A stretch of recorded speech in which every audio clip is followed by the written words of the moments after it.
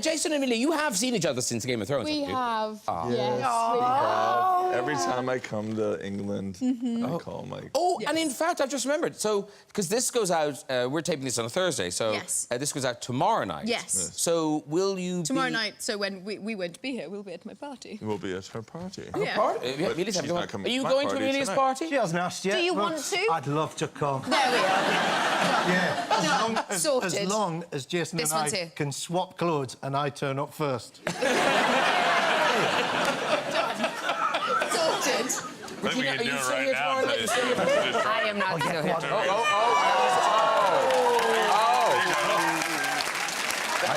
Will that fit? You can do your job. There you go. Oh, there it is. Oh. There you go. Ross is so happy right now. You try and get that on. Oh, here we go. It fits! Body double. Wait a minute. How does that fit you? It's like true couture right here, buddy. You know what I mean? Look at this.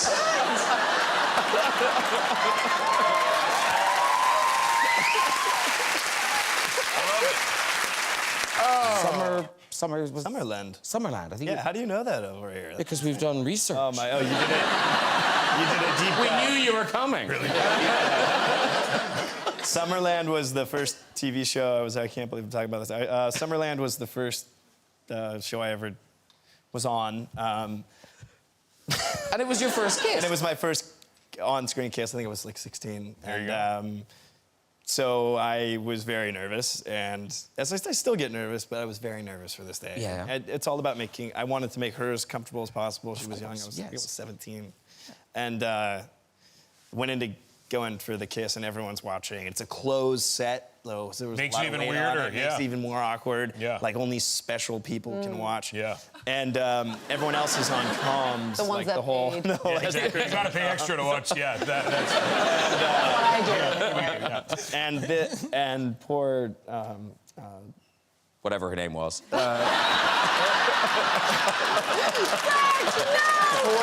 Poor Kay Panabaker. Okay. Oh, well done.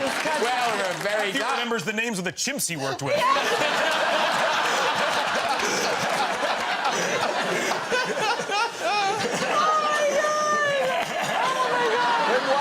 Why poor her?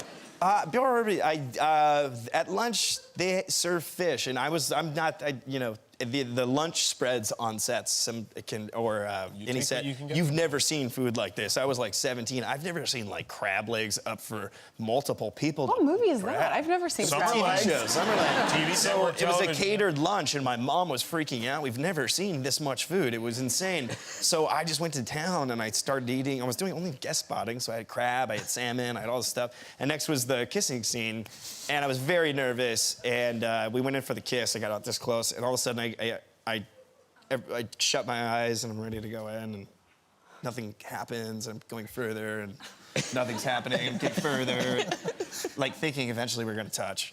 And all of a sudden I hear, "Oh my gosh, did you have salmon for lunch? Seriously?" I was like, "Yeah," and it ruined a first kiss for her. Oh, so poor Kay, I'm sorry.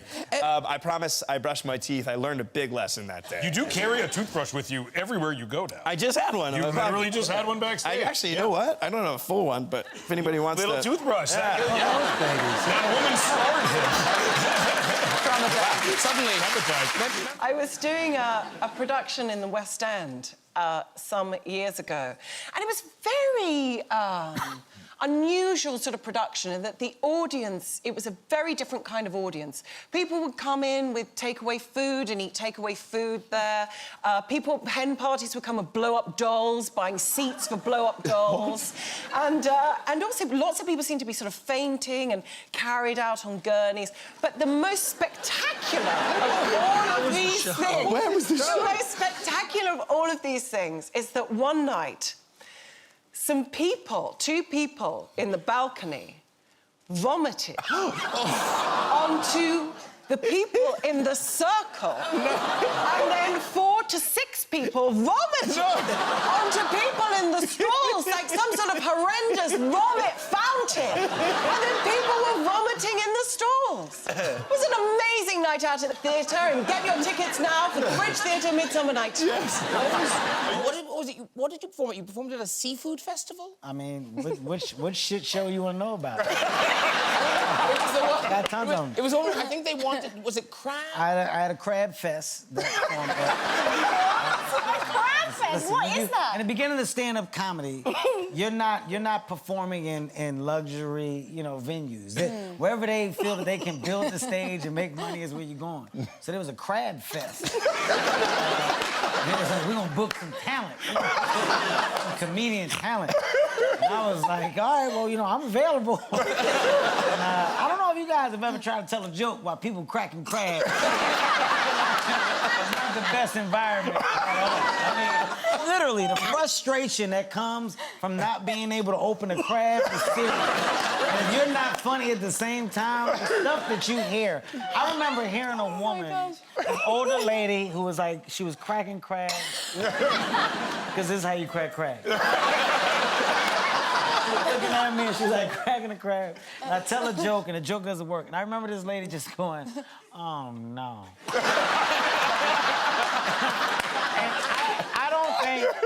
I would much rather be booed. The disappointment that came from her voice, and then, oh, no. She said, baby, it was like, oh, no, baby. As if I made a mistake with my choice of life. Like I'm not doing it wrong. I mean, look, the hardship that I went through has helped build me into the person I am today, where I can take so much.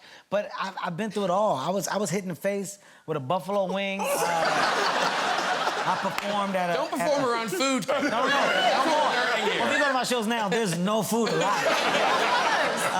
It was actually a male strip club that they shut down for comedy for the first half. So it was ladies in there, and it was just supposed to be us performing for these women that were riled up. First thing, I got on stage when they introduced me, and this lady was like, pull it out. I said, hey, that's not me. I'm not here for that. I'm here to entertain. These are jokes. I know who's got kids. I start trying to merge into kid material. And there's one dude from the back. I just remember this dude from the back. He was like, that's enough. And he just threw a buffalo wing at me. And it landed, hit me in the cheek, a little bit of sauce, got like right here. Buffalo sauce is hot, so I assumed that it was a woman with a deep voice, so I was like, who threw it? Who threw it? Because at the end of the day, I'm a man. I'm a man first. Don't disrespect me. He stood up. He was like, I did it. And I contemplated just taking my clothes off. I was like, that's the only way to get out. Oh, dear. Well, you've also had quite a classic bad date. Yes, I did. When I did. Yes. Yeah, I probably had a couple of them, but one was really bad. I was a double date. A buddy of mine and I went out with 2 girls many years ago, and the girls didn't. I think it was pretty quickly we realized they were not that interested in either one of us, and we thought it would be funny if we just started making each other laugh. And each guy kept trying to outdo the other guy with just silly things. And when we were driving home, I was driving, and I used to have a Jeep. It didn't have the doors on it or a roof or anything like that. And I was driving. I thought it'd be really funny if, while I was talking to my date, who was riding in the seat next to me, if I just stepped out and started running alongside the car. And I wasn't driving fast, obviously. But even when you're driving slow... You can't get out. It's really fast. As she was talking, I said, I just stepped out of my car to run, and I hit the pavement so hard. Oh, yeah! And I felt the tire kind of swoosh past my head. Oh. I looked up and I saw my car going toward a tree. And then it stopped because the girl in the back had to jump in the front seat and put on the emergency brake. My hands were all cut up, my pants were torn, and I I limped back to the car, and they were ashen-faced and wondered what just happened. What did you do? What's the matter? And then we just drove home very quietly. Did you pretend it to be in an accident rather than going, no, I thought it'd be funny if Honestly, there's no explaining it. There's no way I thought it would be funny if I ran around. I remember my leg really hurt. And when I got home, I used to have contact lenses. I had a contact lens case. And when I got home, I took off my pants and I saw the imprint of left and right from the contact case embedded in my skin. Because Saoirse Ronan, you won a really good prize. Yeah. What did you win?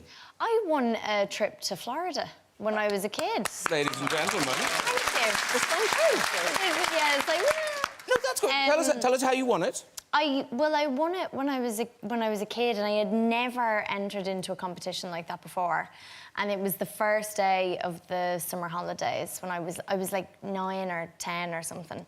And Jerry Ryan, who you know, was this very well-known Irish DJ at home. He's passed away now, but he was really incredible. And his show was like the top show in the country. And Shrek 2 had just come out. That's how long ago it was.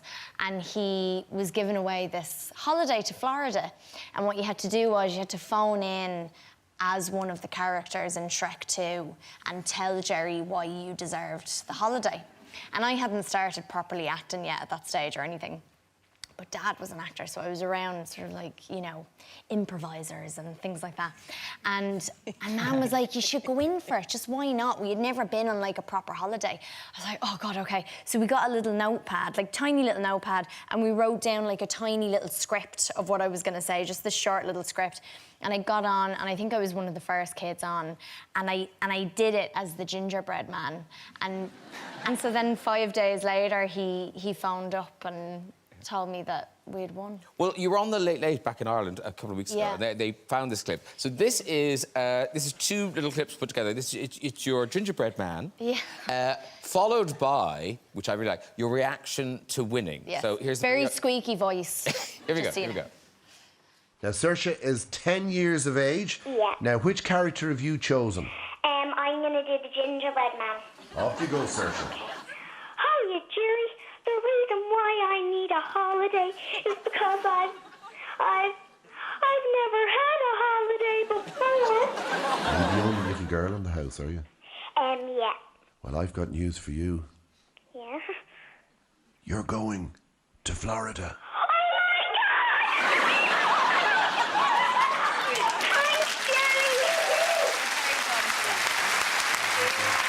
When you win an Oscar, I want you to react like that. Because you are good at English accents. Oh. You are. You have a decent English, like an Essex accent that's a little Are there any less catchphrases posh. that you think Chris could do? Well, one of our most popular ones is probably not very politically correct, so we'll do it. Yeah, sounds right. Yeah. I did a tailor with a guy called Mark Williams, and we were very over-familiar. So, hello, sir. Try that. Say it again. Hello, sir. Hello, sir.